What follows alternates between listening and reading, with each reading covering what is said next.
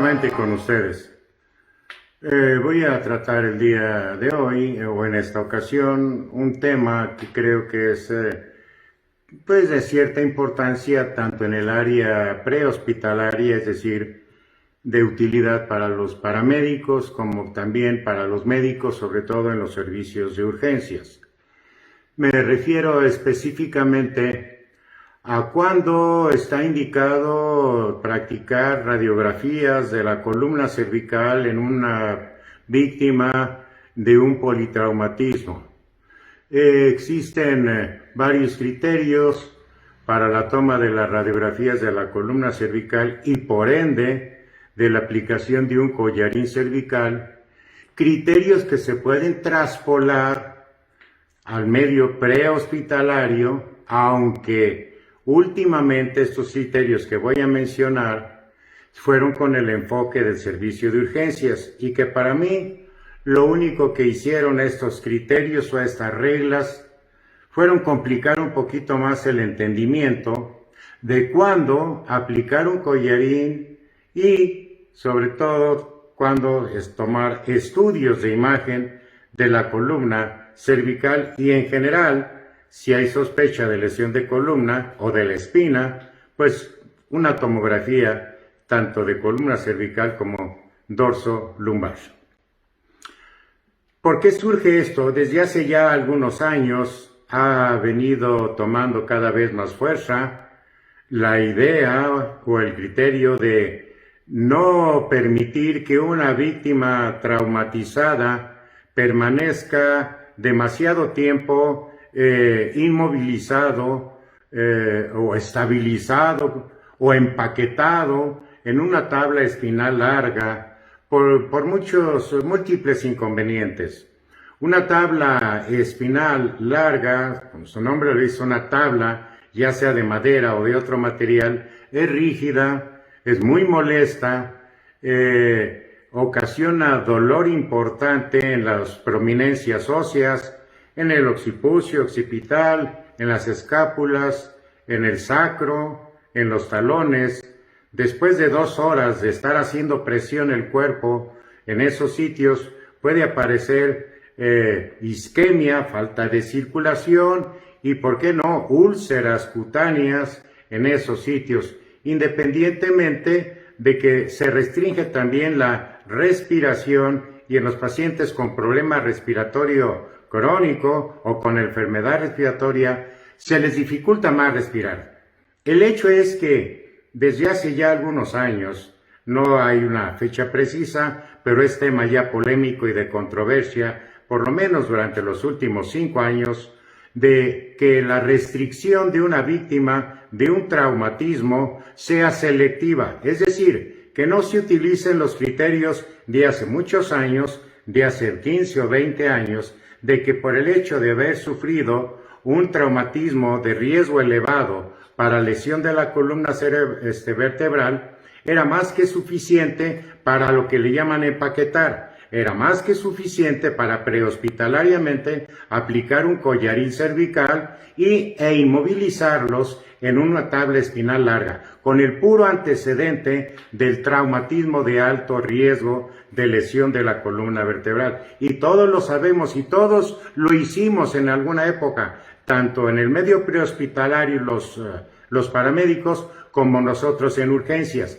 Pero posteriormente se dieron cuenta los estudiosos del tema que a muchos pacientes se les inmovilizaba o estabilizaba o se les restringía el movimiento, como le quieran llamar, innecesariamente, es decir, que no era indispensable ni el collarín ni la tabla, y de ahí vinieron una gran gama de polémicas y hubo algunos muy atrevidos a que prácticamente mencionaron que la tabla espinal larga ya estaba en desuso. Bueno, no es así, no es así. Sigue estando en uso, sigue aplicándose, pero no tan liberalmente como se hacía antes. Es decir, para tomar la decisión prehospitalariamente y hospitalariamente, si no se hizo tomar la decisión de aplicar un collarín, no se utiliza nada más el criterio del antecedente de un traumatismo de de alto riesgo de sufrir daño en la columna vertebral y por ende sufrir daño en la médula espinal. Ya ese criterio por sí solo no es suficiente para empaquetar o inmovilizar a una víctima en una tabla espinal larga.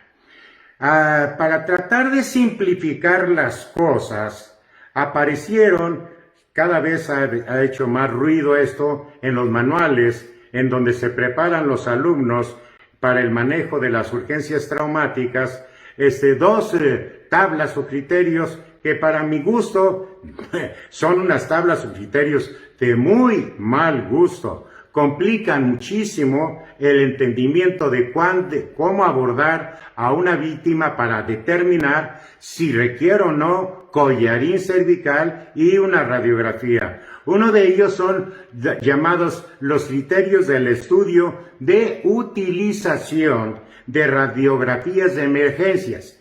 Criterios de estudio de utilización de radiografías de emergencia. Nexus.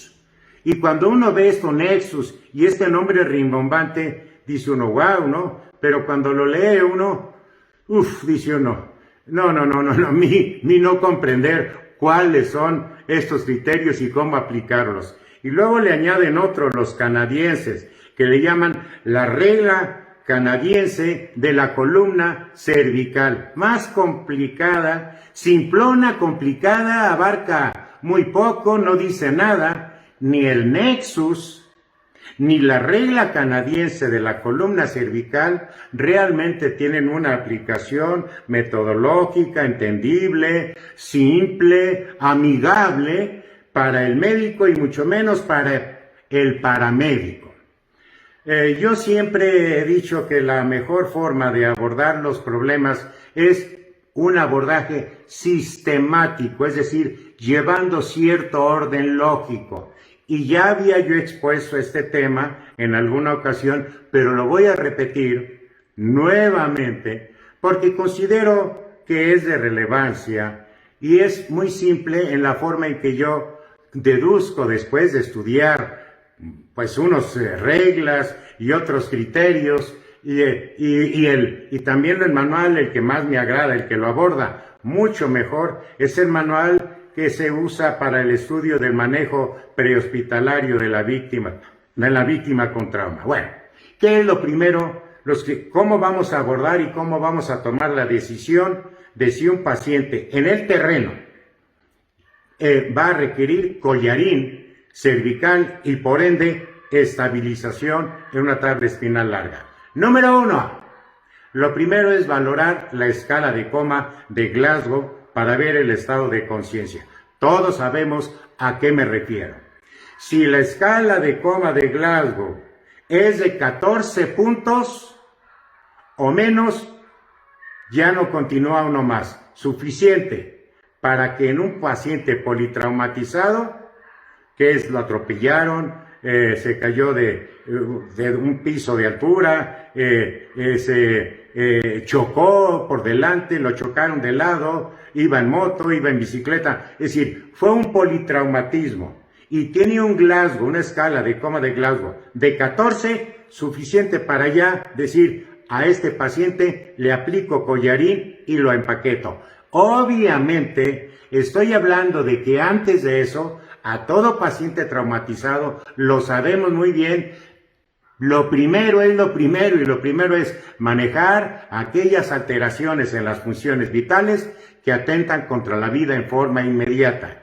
Resolver problemas de vía aérea si hay obstrucción, resolver problemas de ventilación y oxigenación si está alterada, detener sangrados y resolver problemas de circulación o iniciar su manejo. Y una vez que ya se inició el manejo de alteraciones en las funciones vitales, A, vía aérea, B, ventilación, oxigenación, C, perfusión tisular, y en la revisión secundaria, una vez que ya se estabilizó cuando valoro físicamente de cabeza a pies, segmento por segmento corporal, cuando llego a las extremidades para ver su coloración, su temperatura, su llenado capilar, la presencia de pulsos, la sensibilidad y la motilidad o movimientos, es ahí en donde yo determino si ese paciente se le aplica collarín o no. Por lo pronto, de entrada prehospitalariamente,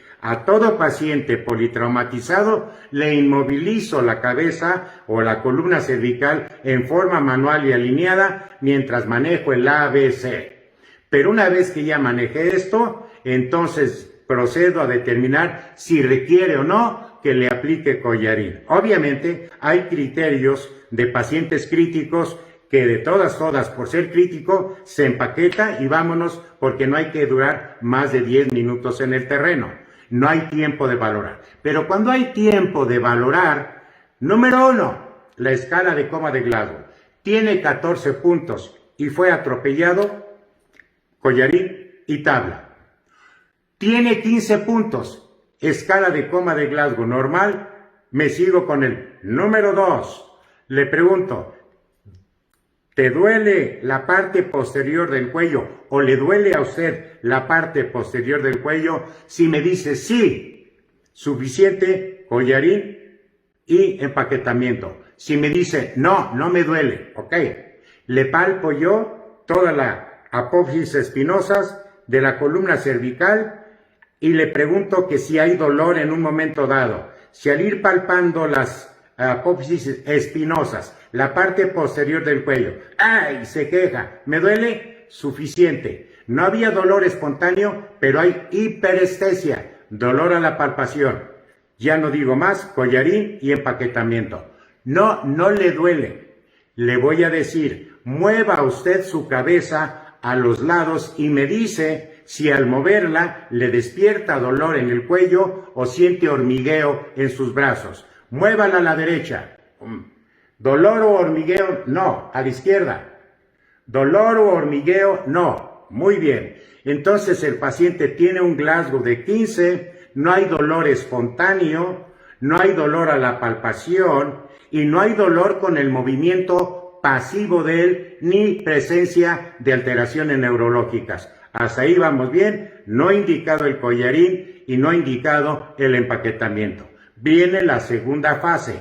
Aquí es en donde entra el conocimiento de cuál fue la cinemática del trauma. Si el paciente sufrió un traumatismo de riesgo elevado de sufrir daño en la columna vertebral y por ende de la médula, como son los siguientes. Fue una trauma por desaceleración súbita, choque frontal, precipitación de una determinada altura, choque en moto, se cayó de una bicicleta o aceleración súbita, lo atropellaron, víctima de una explosión, sale expulsado, no se diga a la víctima de una zambullida o un clavado en una alberca con muy poca agua y en general todos los accidentes vehiculares, atropellamientos, motocicletas, bicicletas, todos estos son factores o traumas o cinemáticas de alto riesgo de lesión de la columna, que antaño era suficiente para aplicar collarín y estabilizar en la tabla larga. Ahora no. Ahora primero hay que ver esos criterios.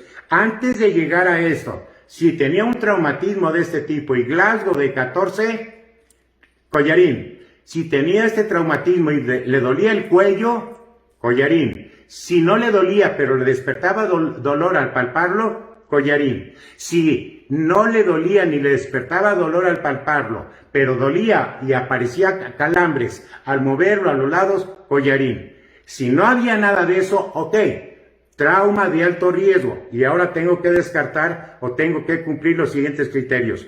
¿No hay problema de comunicación? ¿Hablamos el mismo idioma? Sí. Bueno, ¿es confiable? No, habla otro idioma. A pesar de que no tuviera todos los demás, que fuera de Glasgow de 15, no hay dolor espontáneo, no hay dolor a la palpación, no hay dolor a los movimientos, pero habla otro idioma, o es sordomudo, collarín. El paciente está en estrés, tiene una crisis de estrés, está con ansiedad, con angustia, por lo tanto no es confiable. Collarín. El paciente está bajo los efectos de alcohol o de alguna droga. Está bajo los efectos de alcohol porque tiene aliento alcohólico o nos mencionan que tomó alcohol o él mismo dice que se tomó unas copas. Collarín, aunque no tenga ninguno de los datos previos, nada más por la cinemática y estar bajo los efectos de alcohol o de alguna otra droga. Entonces, otro criterio, el paciente tiene una lesión tan severa, tan dolorosa, que me distraiga a mí o a él sobre todo, de que le confunda y sea mucho más el dolor de un aplastamiento de extremidad, de una fractura pélvica, de una fractura de huesos largos de las extremidades inferiores, una quemadura extensa, un desgarro muscular, una abulsión, una lesión víscera abdominal que requiera cirugía. Ese tipo de lesiones más dolorosas pueden en un momento dado enmascarar las manifestaciones de dolor en la columna cervical, y aunque él tenga un Glasgow de 15, haya dicho que no le duele la columna, no le dolió cuando yo le palpé, no le dolió cuando la movió aparentemente, pero tiene un traumatismo que nos puede a nosotros confundir, porque es de mucha severidad, es decir, lo que se conoce con el nombre de lesiones de distracción. Entonces, Collarín.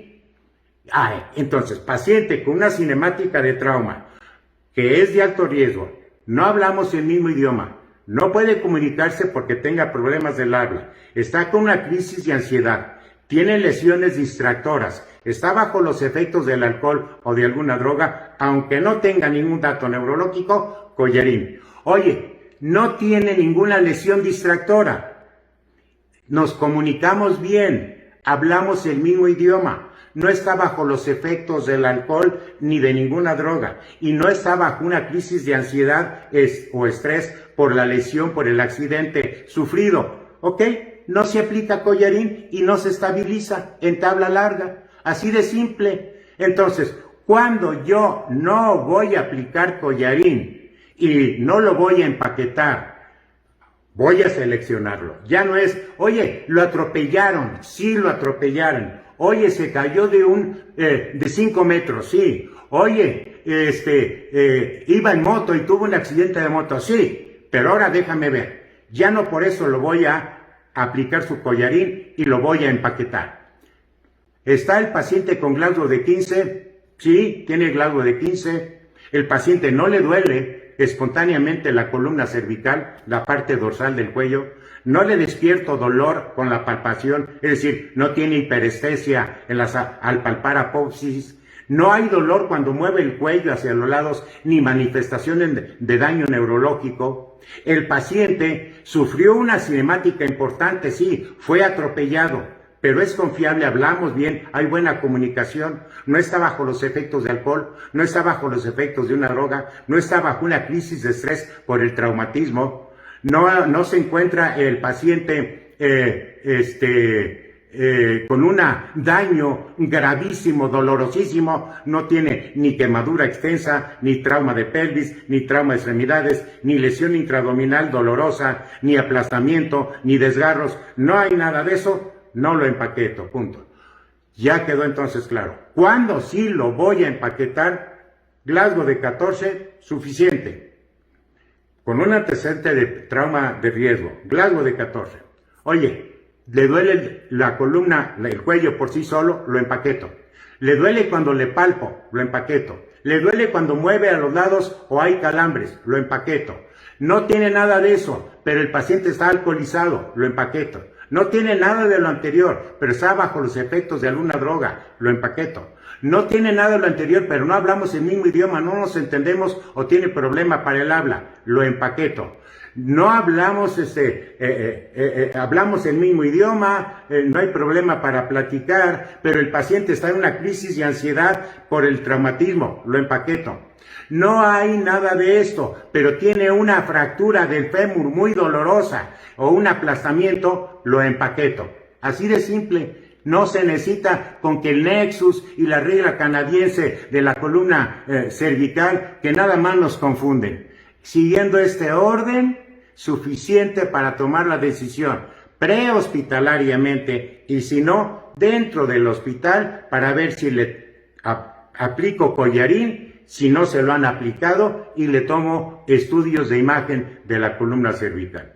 Espero que haya sido un buen resumen y que les sea de utilidad, porque ay caray, cuando uno dice, ya la hicimos con el Nexus y ya la hicimos con la canadiense, lo único que hace es complicar las cosas. Yo no sé en qué se basan para aplicar estas reglas que metodológicamente, desde el punto de vista de propedéutica, para enseñar, confunden más que ilustrar. Sí, como digo yo siempre, ¿por qué tanto brinco? Estando el suelo tan parejito, hombre. Sistematizadito nos vemos más bonitos y nos llevamos mejor. Hasta la próxima.